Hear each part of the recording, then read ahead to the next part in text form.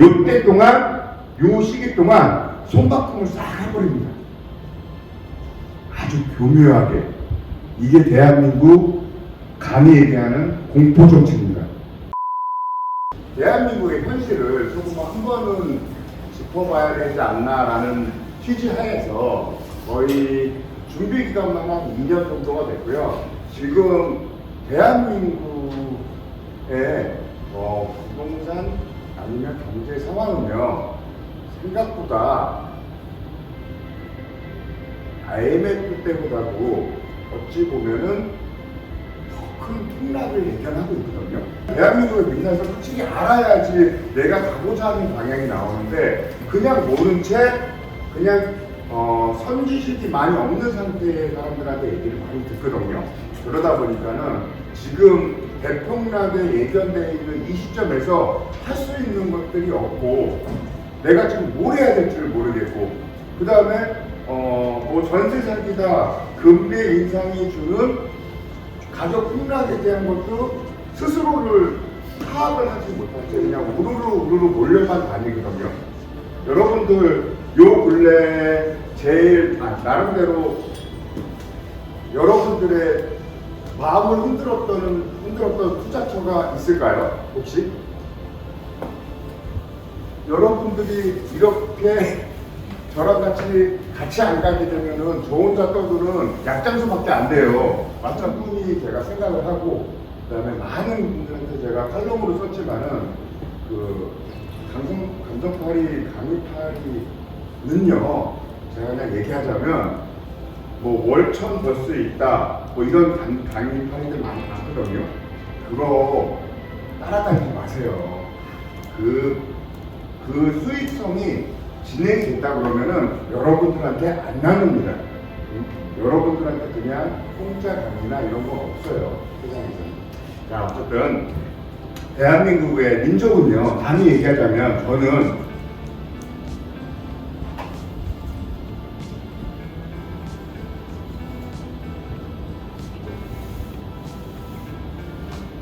흥과 한의 민족성을 갖고 있다고 생각하거든요.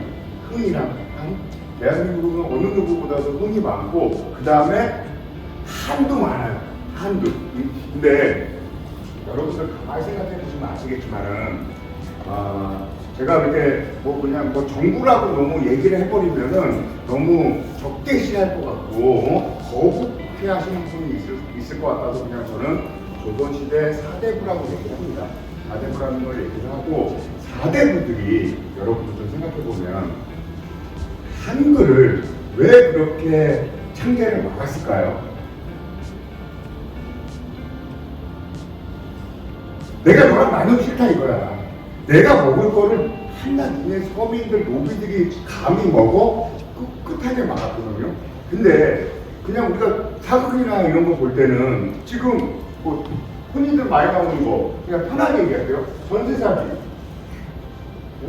전세 사기. 이게 왜 됐는지도 모르고 누구도 책임을 안 져요. 허구에서 지금 4조가 넘었는데도 대의변제라는 말만 있지 할 수 있는 게 없단 말이에요. 큰 굴지로 본다 그러면.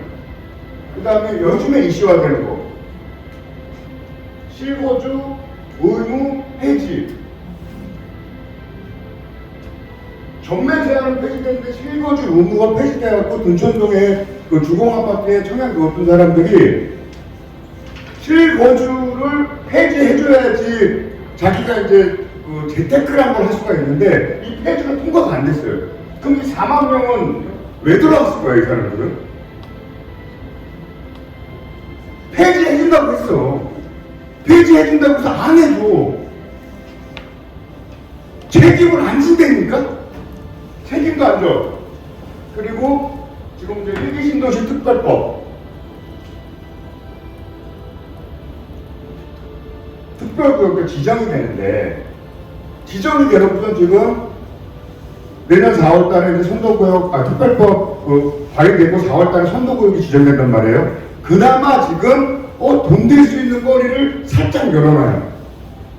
살짝 열었는데, 제가 있잖아요. 왜 흥이랑 한의 민족이라고 그랬냐면은, 우리가 가야 될 방향은요, 요 근래 21년 2월 달에 이제 많은 규제가 시작됐단 말이에요. 규제가 시작돼서 지금까지 온 게 금리 인상. 이 화두방 한번 딱 줘볼게요. 금리 인상. 금리 인상이 왜 대폭락이야? 라고 얘기하는 사람들은 어마어마하게 많은데 얘기를 안 해줘. 간단하게 얘기해서 내가 갖고 있는 뭐 10억짜리 부동산이 원래는 2.5%의 대출 이자였단 말이에요.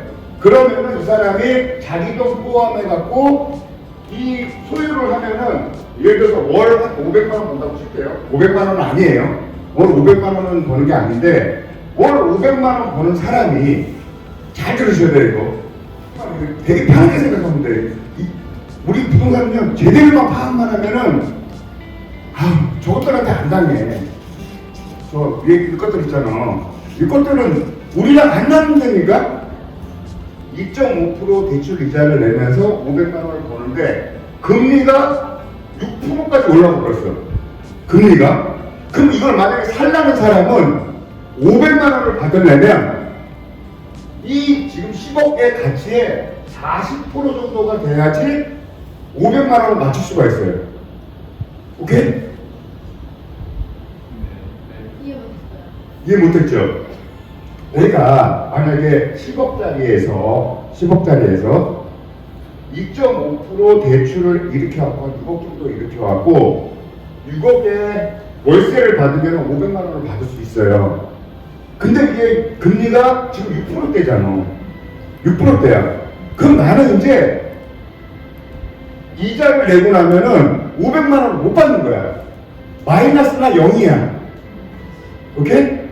여기 갔어요? 500만 원을 내가 못 받는 사람이기 때문에 살려는 사람은 500만 원을 받으려면 이 가격이 내려가야지 내가 수지가 나오는 거잖아요. 오케이? 진짜 알아야 되고 이게 앞으로 대폭락이 제일 중요한 상황이에요. 다른 건 다 보실 필요 없고 금리 인상이 안 떨어지면은 계속 폭락할 수밖에 없는 게 팔려는 사람은 자기가 6%대도 불구하고 예를 들어 10억을 고소한단 말이에요. 살려는 사람은 내가 지금 사봤자 0이야. 대출 이자를 내고 나면 0이야. 그럼 시장 가치는 어떻게 돼야 돼? 떨어지잖아. 그게 기본적으로 40%예요. 2.5% 그 금리가 6%대 올라갔을 때 갖고 있는 사람도 10억짜리를 6억에 팔겠냐고 또 안 팔어. 살려는 사람은 10억 주고 안 사지. 폭락의 징조예요. 이게. 금리가 그래서 안 내려가면은 금리 인하 계획이 없으면은 절대로 시장이 살아날 수가 없다는 거죠. 아주 간단하게 얘기해서. 자, 이 그러면 금리 인상이 어디서 나왔냐 이거죠. 어디서 나왔게요?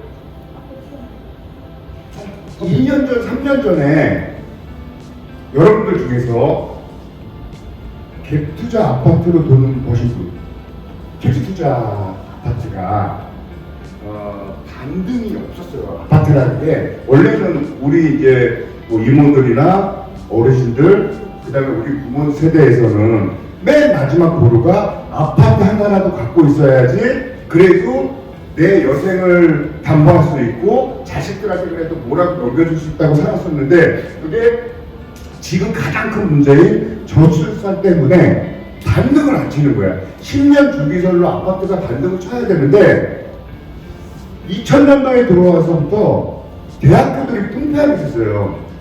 그러니까 없어. 애들이 들어가는 애들이 없어요. 그러면 내가 산 아파트가 돈이 되려면 받아줄 세대가 있어야 되거든요. 받아줄 세대가 있어야 되는데 받아줄 세대가 없으니까는 아파트가 반등을 안 치는 거야. 그래서 모든 사람들이 이제 굳건하고 지켰던 아파트의 시대는 끝났다. 끝났다는 게 2004년도 5년도도 계속됐거든요. 거기서 한번 대한민국 1번 고속도로가 어디죠? 경부 고속도로 축으로 모든 게 친화지구가 발전됐었는데 2014년도에 제2경부고속도로가 발표가 돼요. 지금 현재 공사하고 있는 하남발 세종까지, 하남발 세종까지가 제2경부고속도로군요. 제2경부고속도로가 발표가 되는데 2014년도에 하남에 미사지구로 들어봤나요? 누구나 미사지구, 하남의 미사지구를 다 들어봤을 텐데, 미사지구에 사람들이 강남위의 하남이라고 그러고 천당 아래 분당이라고 한 것처럼 입지가 너무 좋고 많은 부분을 빼갖고 미사지구에서 건설사가 들어왔는데 2014년도에 딱 분양을 했는데 그때 30평형대 2억 9천이래. 그럼 건설사들은 무조건 다 분양이 다 완판이 될 줄 알았어요. 그런데 미분양이 떨어졌어요. 다 놀랬지. 미분양. 시기를 잘 보세요. 2014년도야. 2014년도에 분양을 때렸는데 미분양이야. 2015, 16 계속 미분양이에요. 2억 9천이요. 이때만 하더라도 금리도 1.7%에서 2.5%였는데 대출이 80에서 85%까지 나왔거든요. 여기서부터 이제 미것들의 공포 정치가 시작됩니다. 하남이 너무 노른자야. 이거를 서민들이랑 나누기가 싫어요. 서민들이 사서 돈을 버는 게 아니라 건설사가 매입을 할 수 있는 거리를 주려면은 이걸 흔들어야 돼. 이때 뭐가 나왔냐면 제2경부고속도로가 지금 어디서부터 시작한다고 그랬어요? 하남. 그래서 이거를 하남이랑 위에 이제 구리하고 포천 이건 공사가 다 됐고 그 다음에 세종까지 그래서 그 세포도로라고도 얘기를 해요. 근데 하남 출발이었기 때문에 미사지구로 이제 다 들어갔었는데 요것들 봐라. 요것들이 하면은 저것들이 먹을 게 없을 것 같아. 하남발 출발을 아닐 수도 있다고 딱 발표를 해버려요. 하남 아닐 수도 있지롱. 그러니까 들어가려는 사람들이 잠깐만, 내가 지금 하남을 들어가는 가장 큰 이유는 뭐라고 했어요? 무슨 고속도로? 제2경부고속도로 때문에 미사지구가 출발하기 때문에 분양을 막 들어가는데 안 될 수 있대. 그러니까 1년, 2년 계속 연기가 되는 거예요. 요때 동안, 요 시기 동안 손바꿈을 싹 해버립니다. 아주 교묘하게. 이게 대한민국 감히 얘기하는 공포정치입니다. 다 흔들어서 떨어뜨려버려요. 다 흔들어 떨어뜨려버려요. 그리고 나서 살짝 2016년도에 발표합니다. 공사하겠습니다. 여기서 그냥 갭투자의 시작을 알려드리는 거예요. 지금 갭투자 아파트가 왜 됐고, 여기서 이 사람들이 들어갔던 사람들이 2억 9천인데 자기 돈은 80% 대출이라고 했잖아. 85%. 그럼 자기 돈은 얼마 들어간 거예요? 대출을 한다고 쳤을 때 15%, 10%라고 칠게 그냥. 얼마 들어간 거예요, 자기 돈은? 2,900. 뭐 20%라가 5,000. 등치세까지 하면 6,000 들어갔다고 칠게요. 발표하니까 얼마 돼서 8억이 됐어요. 발표하고 동시에 그냥 8억, 중간 단계도 없이 그냥 8억을 찍어버렸어요. 놀란 거야. 20년 동안 반등 없는 아파트가 내 돈 5천, 6천 갖고 5억을 그냥 번 거잖아. 그리고 나서 이제 이거 뭐야 이거? 아파트로도 돈을 벌 수 있네? 갭 투자 붐이 들기 시작하고 열어놨단 말이에요. 지금까지 웃기로 했던 사람들이 시장을 하기 시작했어. 예를 들어서 뭐 어느 아파트에는 강남에 있는 세 분이 가고 1대를 2억짜리를 2억 5천에 다 사버리니까는 시세가 3억이 돼버려요. 세 명이 움직여요. 그것도. 그럼 그 일대가 형성이 돼. 그러다 보니까는 전국적으로 이제 이걸로 돈을 버네? 돈을 많이 안 들고 지금까지는 내가 뭐 계약금로 갖고 확실하게 오를 자신이 없으면 대출을 못 받는데 아까 얘기한 것처럼 2억 9천짜리가 5억을 그냥 벌어버려요.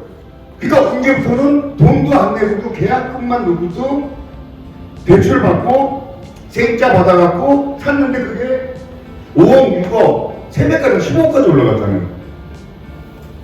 올라갔대요. 올라갔대. 여러분들 듣기 싫겠지. 듣기 싫어. 3, 4년 전에 다 올라갔는데 여러분만 듣기 싫다니까? 응? 올라갔어. 자, 이렇게 보세요. 그러면 이제부터 재미있는 일이 벌어지지. 냅둬요, 저기들이? 안 냅둬요. 항상 그래. 왜 내가 너희들이랑 경상을 해야 된다는 4대주의에 빠진 저 위것들이 냅두질 않아요. 그래서 첫 번째 얘기하는 거는 세금부터 징수해버립니다. 세금부터 징수해버리고 대출을 막아버려요. 여러분들 아무도 모르고 있는 거지만 잠깐 동안 5월 대출이 정지된 적이 있었거든요. 대출이 아예 아무 코드가 없어진 적이 있어요. 상관없다고 생각하잖아, 자꾸만. 상관없다고만 생각하잖아. 어? 이게 3, 4년 전이에요. 그냥 영끌해갖고, 영끌해서 미아, 수유, 노도방 지역, 거기다가 그냥 영끌해갖고 사잖아요. 사목사. 싹 다 팔고, 가전도 다 팔고, 장판, 전기장판 사목 사잖아요. 9억, 10억 갔어. 모르고 싶잖아. 그런데 그 시기가 딱 지나고 나서 이제, 나누기 싫은데? 근데 현실은 알아야 될 것 같아요. 현실을 꼭 알아야 되는 게 세금이랑 대출을 막아버리는 거예요. 대출. 그리고 나서 금리가 가파르게 오르기 시작하죠. 마지막에 여러분들 주변에 그러면 갭투자 아파트로 3억, 5억 이상 보신 분 있어요? 응. 지금 잘 없다 그럴 거야. 왜요? 3억, 5억을 벌었다 그러면은 여러분 돈 빌려달라고 그러잖아. 무조건 돈 빌려달라고 그래. 무조건 난 필요 없는 데서 좀 빌려달래. 아니면 밥이라도 맛있는 거 사라고. 심리가. 그러니까 여러분들한테 얘기 안 한다니까는. 그리고 나서 이제 사람들이 영끌적으로 이제 뭐라고 합니다. 하라고. 사라고. 세금이랑 대출 다 막았는데도 사라고 막 얘기를 해요. 그럼 어떻게? 사야 될 것 같아, 이제. 사야 될 것 같아. 들어갑니다, 이제. 근데 이제 이게 아까 얘기한 것처럼 금리가 올라가면서 지금 대한민국에 함부로 못 건드는 게, 함부로 이 대풍락을 못 터뜨리는 게 뭐냐면, 가계대출이 터지면 IMF보다 몇 배가 고통이 와요. 근데 지금 우리 눈을 다 가려놨거든? 싹 다 가려놨어요. 그리고 나서도 지금 제일 무서운 건 뭐냐면, 청년대출로 1%, 2%대 하니까는 영끌에서 또 사라고 얘기를 해. 뭐 때문에? 가계대출이 터지면 나라가 망합니다. 그런데도 불구하고 그렇게 대한민국은 좀 대폭락의 전조를 왔는데도 불구하고 영끌에서 또 사라고 해요. 영끌해서. 그리고 나서는 디오백이니 신당 창당이 전세 사기로 하시는 분들이나 가까이서 이렇게 실버주 우문폐지로 좀 근촌 주공 터지기 일부 직전이에요. 전세 사기 4조예요. 4조 청년들. 응? 4조를 어떤 것도 막을 수가 없어. 해줄 수 있는 방법도 없어요. 방법도 없는데 지들은 지금 지네 싸움밖에 안 해. 왜 니네들이 갭투자를 좀 먹었잖아, 감히. 대한민국 정부가 먹어야 되는 거를 니네들이 감히 먹었어. 이게 이 사람들은, 이게 이제 용납이 안 되는 사람들이에요. 용납이. 그래서 이제 전세사기든 여러 가지 이제 이슈들이 여기다가 이제 PF까지 터진단 말이에요. PF는 또 뭐냐? 프로젝트 파이낸싱이라고 해갖고 담보보다는 사업성으로 대출을 해준단 말이에요. 금리가 기본적으로 7%에서 15%예요. 사업성이 잘 되고 금리 인하 같은 대책이 없어갖고 순환이 잘 되면 상관없는데 은행에서 봤을 때 이거 진행이 안 될 것 같은 거야. 이 사업성이. 그러면 이제 선회수를 먼저 합니다. 그래서 매일 하나, 두 개씩 건설사가 지금 폐업을 하고 있어요. 대한민국은 이슈를 무조건 이슈로 덮습니다. 이슈가 터지고 나올 때 내면을 살짝만 들어보면 돼. 뭘 가리려고 하는 거지? 지금 첫 번째 가계대출 터지는 걸 가려야 돼. 가계대출 터지면 막을 사람은 없어요. 이제 그다음부터는 가계 대출이 기본적으로 지금 금액대가 85%가 좀 차여 있어요. 이게 줄도산이 터지기 시작하면은 PF 이상이에요. 가계 대출이 터지면 진짜 감히 이게 나라 망하는 거. 그럼 또 나라 망한다고 그래서 와 그래? 그러면 내가 뭘 할 게 없네 이제. 안 돼. 직시를 제대로 해야 돼요. 감히 얘기하는 게. 그러니까 저는 볼 때 이게 막 지금 이제 현 상황을 볼 때마다 항상 느끼는 게 이 사람들이 4대 부들이랑 같은 시각으로 보게 할까요? 공포 정치를 얘기하고 있는데 절대 정부는 우리 서민들이랑 같은 길을 가려고 하지 않습니다.